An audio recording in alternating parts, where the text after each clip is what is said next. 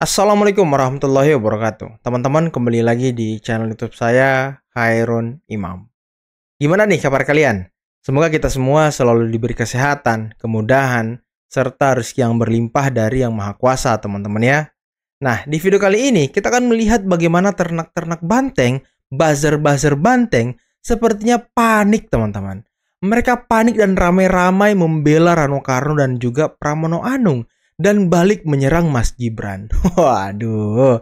Tapi ketika mereka menyerang Mas Gibran, yang diambil adalah video potongan-potongan singkat 2 detik. Ya, untuk menciptakan suasana yang dimana Mas Gibran sepertinya dimarahi oleh emak-emak.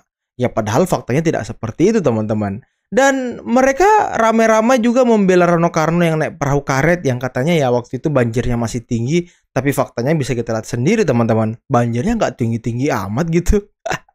Tapi tenang saja, para ternak Mulyono dan juga anak jenderal langsung menghabisi narasi-narasi sesat dan liar para buzzer-buzzer dari Banteng, teman-teman. Oke, sebelum kita masuk ke videonya, jangan lupa like, subscribe, dan share. Dan tanpa perlu berlama-lama lagi, mari kita mulai videonya berikut ini. Mama yang marah atau ngomel ke Gibran dan bilang teman-teman dengerin dia ini ya, udah gak percaya sini. Dia udah mikir Gibran nih apa sih ngapain ke sini, pasti ini ujung-ujungnya ingin memanfaatkan kita nih cuma biar elektabilitasnya naik, biar suaranya naik nanti gitu ya. Hari ini lagi rame sekali video Gibran atau wakil presiden Indonesia yang ketika dia datang belusukan atau menemui warga, dia justru diomelin sama emak-emak. Padahal nggak ada yang ngomelin. Nggak ada yang ngomelin, Mas. Supaya lebih jelas, silahkan simak dulu video berikut ini.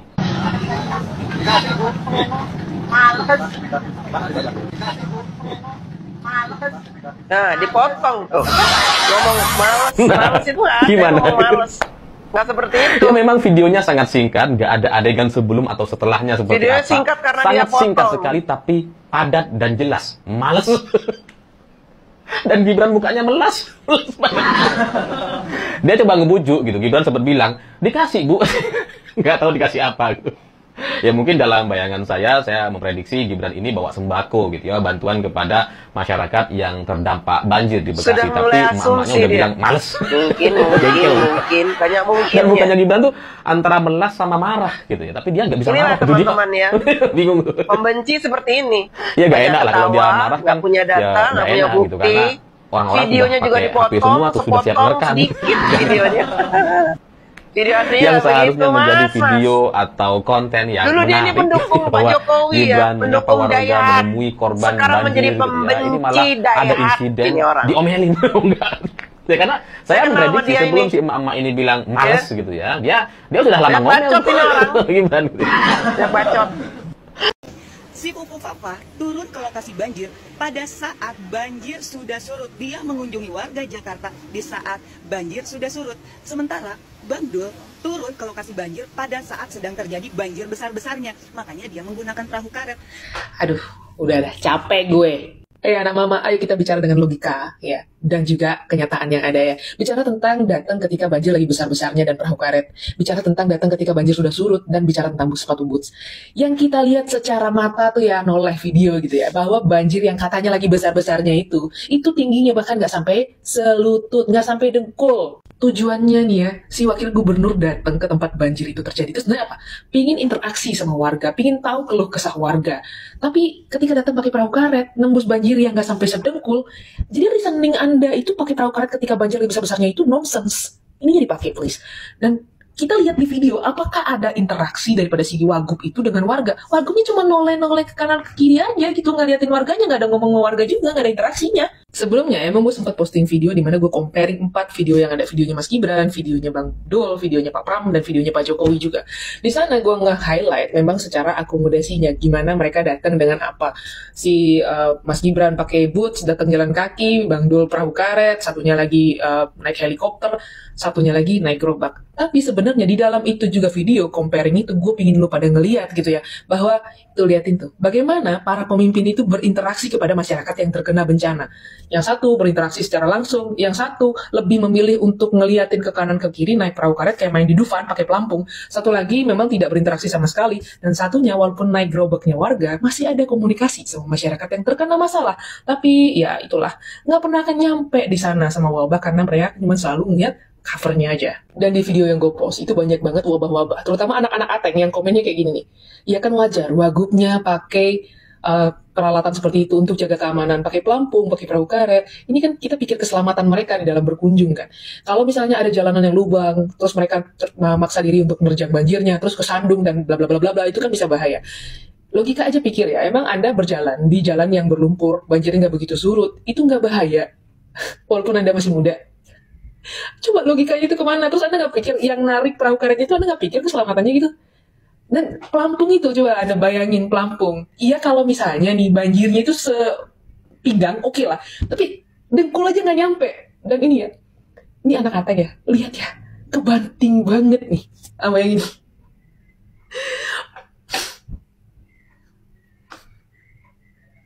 Pak Presiden kita, usianya itu di atasnya Wagub jauh banget. Datang ke lokasi yang ngalami banjir, interaksi sama warga, pakai sepatu boots, jalan, dan kondisi airnya itu kurang lebih sama dengan kondisi air yang dimana ada lewat perahu karet. Paham? Oke lah, reasoning daripada salah satu jenderal perangnya wabah itu bilang bahwa mereka dua orang collaboration supaya bisa bikin floodnya cepat hilang, banjirnya cepat surut, jadi satunya mantau dari atas supaya bisa tahu titik banjir yang mana-mana dan itu. Oke, itu gue bisa terima. Cuman salah satu hal yang paling penting yang harus diingat juga sama jenderal perangnya wabah, bahwa masyarakat yang terdampak bencana itu juga perlu perhatian secara emosional, secara langsung daripada pemimpin-pemimpin yang ada untuk tanya mereka, lu gimana? Apa yang lu alamin bisa nggak nih, lu perlu apa, itu perlu juga gitu. Dan itu makin kebanting sama videonya Bapak Presiden kita yang ini nih ya sih, dimana seorang presiden aja turun datang having conversation with them. Jadi oke, paham nggak sih sebenarnya dari sisi mana orang-orang yang ngegoreng orang main di Dufan pakai perahu karet dan pelampung itu, ubur-ubur ikan lele, dan bandingin orang yang naik helikopter. Semoga kebuka itu mata. Tapi kalau misalnya nggak kebuka juga nggak apa-apa. Merem aja terus. Pantas aja Indonesia selalu gelap di mata lu orang. Karena lu seorang selalu tutup mata. Buat Bang Dul yang terhormat, itu kasihan Pak yang narik-narik perahu Pak. Mau mencret Pak, berat. Itu banjirnya cuma semata kaki Pak, turun dulu Pak. Aduh, perahunya jebol. Pemimpin yang tidak mau berkotor-kotor bersama dengan rakyat yang dipimpinnya, maka ia tidak layak menyandang status sebagai pemimpin rakyat. Inilah yang teramati oleh publik luas ketika ada perbedaan pola pelayanan dari Wakil Presiden Gibran dengan Gubernur Jakarta dan wakilnya Pramono Anung dan Rano Karno. Seorang Gibran lebih memilih untuk terjun ke lapangan secara langsung. Ia masuk dari satu gang ke gang, dari jalan ke jalan, menyapa secara langsung warga yang terdampak. Dan ini memberikan gambaran bahwa ia tidak menghalangkan dirinya untuk berkotor-kotor bersama dengan warga masyarakat yang terdampak langsung dari bencana banjir ini. Sementara itu, Gubernur dan Wakil Gubernur Daerah Khusus Jakarta, satu menggunakan moda transportasi helikopter dan yang satu lagi menggunakan moda transportasi perahu karet. Mereka berjarak dengan warga, bahkan mereka diberi fasilitas yang mewah. Ini memberi pesan, apakah mereka layak menyandang status sebagai pelayan rakyat? Karena mereka dipertanyakan tidak mau berkotor-kotor bersama dengan warga dan langsung melayani warga yang terdampak sebagai korban bencana banjir besar di Jabodetabek itu. Disinilah teman-teman kita menjadi paham bahwa seorang pemimpin itu adalah seorang pelayan rakyat. Seorang pemimpin pertama-tama adalah orang yang harus merasakan penderitaan rakyatnya. Kalau ia ingin menyandang status sebagai pemimpin rakyat, maka ia harus menjadikan penderitaan rakyat itu sebagai caranya untuk bersimpati dalam rangka mengatasi masalah yang dihadapi oleh rakyat. Jangan katakan diri sebagai pemimpin rakyat kalau ia tidak mau berkotor-kotor bersama rakyat yang dipimpinnya. Pak Dadang, saya sekarang di di Kecamatan Babelan. Oh, Bapak sudah ke sana? Ya, saya di sana di Kabupaten Bekasi, Kecamatan Babelan. Ya. Ya tapi mereka makannya belum sampai. Belum ya. Di Kecamatan Babelan. Ya hanya memang kondisi mereka itu masih banyak banjir ini. Sekolah dasarnya SDN 04 masih kerendam, jadi harus dipikirkan nanti bagaimana Ya. Jadi gini, kita akan satukan SPG-nya di daerah yang agak tinggi, kemudian bisa dikirim ke sekolah-sekolah seperti itu, Pak. Ya nanti dapurnya di tempat yang tinggi ya. Iya betul. Oke. Jadi sementara ini Pak di Bekasi itu ada satu yang memang tidak operasional kan, nabi kerendam, tapi yang lainnya sih enggak.